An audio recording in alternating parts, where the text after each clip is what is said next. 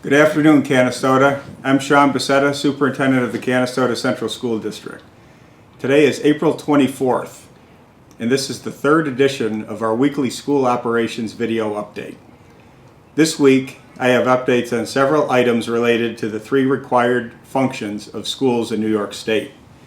First, on the food delivery front, I'm pleased to announce that through Thursday, April 23rd, 36,846 meals have been served to our students, with an average of 658 students receiving meals on a daily basis since the school shutdown began. Today's distribution will once again include meals for Friday, Saturday, and Sunday. Thanks to all of our staff for helping us continue this vital service, and to all of our families helping us deliver the meals in a safe manner by providing drop boxes and containers for delivery. Shifting gears, I'd like to provide you with a couple of updates related to our remote learning plan. As of this morning, schools remain closed through May 15th. This hasn't changed since last week's update. This afternoon, an update on how student grading and assessment will unfold as we move into the fourth marking period will be emailed to our families. We realize that we are operating in a very different environment than we're used to, and because of that, we've worked hard to develop a format that provides feedback to students and parents, makes allowances for the unprecedented circumstances, and still holds students accountable for continued learning. Again, details will be available through our school messenger system and on our website. Please contact any of the school offices or guidance office with any questions. The final item I'd like to discuss, but a very important one, is the 2020-21 school budget process. Let me outline some of the important facts related to the budget situation as it currently stands. Number one, originally the budget vote and board elections were scheduled for Tuesday, May 19th. This is standard practice throughout the state every year, the third Tuesday in May. Number two, several weeks ago, the governor determined that the vote would not be held on the 19th, but rather would be held no sooner than June 1st. As of this update, the specific date has yet to be determined. Third point, it's important to note that school districts work backward from the established budget vote date, typically the third Tuesday of March, to meet the various notification requirements related to the vote. This is impossible to do when we haven't been given a date by the state. As soon as we receive confirmation on the date of the vote, we will relay all relevant information to you and will proceed with the customary communications associated with the lead up to the vote. At this point, we simply have not been given any information about when it will occur or whether the actual voting process will be altered in any way given the social distancing requirements in place. The fourth point is that the typical budget process unfolds over the beginning of the calendar year, with the first significant event occurring in January when the governor releases his budget proposal. It's usually a safe bet for districts to view this amount as a worst-case scenario for the next year's budget. Why is this? Because the Senate and Assembly formulate a counter-budget proposal, which is typically much more generous than the governor's to school districts, and the final aid allocation is somewhere in between.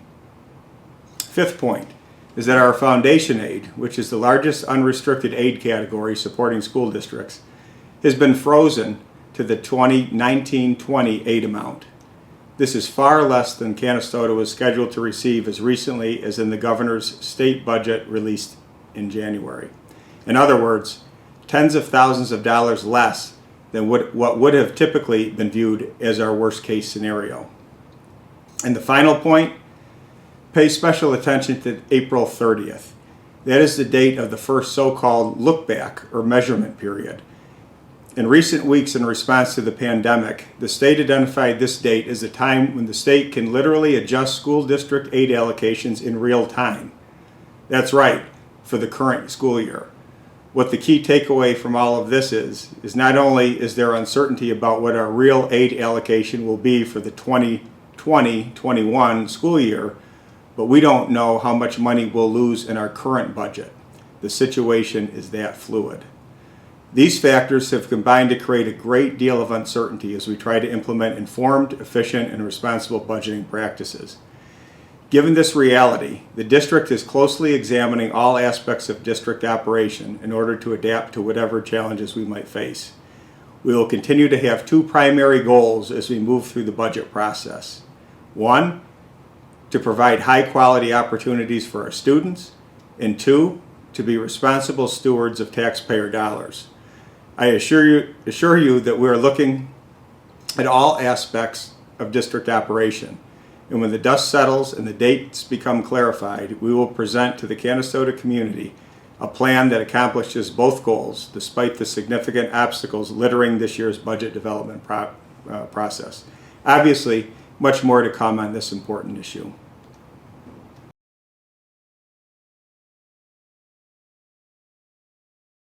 Good afternoon, Canastota. I'm Sean Becerra, Superintendent of Canastota Central Schools. In last week's update, we talked about the legendary UCLA basketball coach John Wooden and his pyramid of success, which served as his visual roadmap to high achievement. During this unusual time when learning looks different, we have an opportunity to remind ourselves that learning from what happens outside of the classroom can have a big impact on the classroom. My dad, for example, was the best teacher I ever had. The lessons I learned from him shaped the way I approach learning throughout my formal education and right up until this day. I learned three really important things from him by watching his example every day, most notably the value of hard work, persistence, and the commitment to always trying to make yourself better. Make no mistake about it, those lessons that we learn outside of the classroom impact how we do inside the classroom.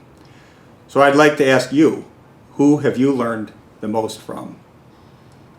To demonstrate the qualities of Coach Wooden's pyramid of success, I said we would use examples of local people, people who we can identify with, whose examples we can learn from, to see the pyramid of success in action as we create our SMART goals. Last week, we talked about the two cornerstone blocks of the pyramid, industriousness and enthusiasm. Today, I'm going to talk about what Coach Wooden called intentness. He described intentness as being persistent, determined, tenacious, and unrelenting. He went on to say that the road to achievement is rocky, hard, and long. Things easily achieved are rarely long-lasting or significant. So when we think of intentness, think of persistence and toughness. So what local person might be a good example of this quality of intentness that Coach Wooden describes? As someone not originally from Canastota, but from not too far away, I immediately thought of the great boxing champion Carmen Basilio. When we talk about qualities like intentness, where better to start than the legendary two-division world boxing champion from Canastota? Many of you are already familiar with the story of this Canastota legend who once worked the onion fields and served as a Marine and went on to become an all-time great boxer, but his story is still worth telling. I'd like to talk about 4 items that stand out to me about Carmen Basilio and the quality of intentness. Number 1, after he lost his first title shot, he didn't become timid and lose confidence. His disappointment fueled an 11-fight undefeated streak that catapulted him back into the title picture. 2 of those fights were draws, and interestingly, he went on to beat both of those opponents in rematches during that undefeated streak. He turned a tough defeat into the fuel to propel him back to the top of the boxing world. Number 2, on June 10th, 1955, Basilio became the welterweight champion of the world, defeating Tony DeMarco in Syracuse, making Canastota the hometown of a world champion. Hard work pays off. Event number 3, after a successful defense of his title against DeMarco, Basilio then lost his title to Johnny Saxton. So what does Basilio do in response to his loss?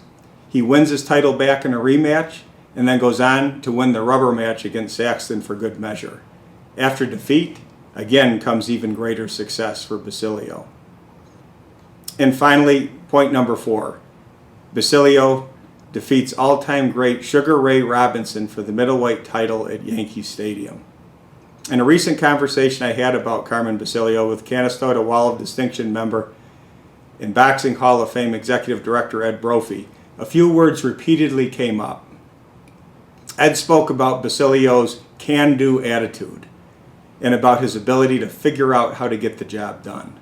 In looking back at Basilio's story, those words proved to be 100% correct. Rebounding from his loss in his first title fight and launching an 11-fight undefeated streak. Avenging the two draws during that streak and beating both of those opponents, proving that a rematch with Carmen Basilio was anything but a walk in the park. Losing his title to Johnny Saxton, only to then beat him twice and win his title back. And finally, moving up in weight class to defeat the great Sugar Ray Robinson in Yankee Stadium, the culmination of a childhood dream. Basilio was a huge Yankee fan who always dreamed of winning a world title in that legendary stadium. Throughout his life, the great Carmen Basilio serves as an example of what it means to have toughness and perseverance, to come back from disappointment to achieve extraordinary things. For many of you, you may already know about the great Carmen Basilio, but for anyone who is new to the history of Canastota, now you know one of the big reasons why I end every update by reminding everyone that we are Canastota, the hometown of champions. We'll be back next week with more stories of local people who've done incredible things. Have a great weekend. Go Raiders!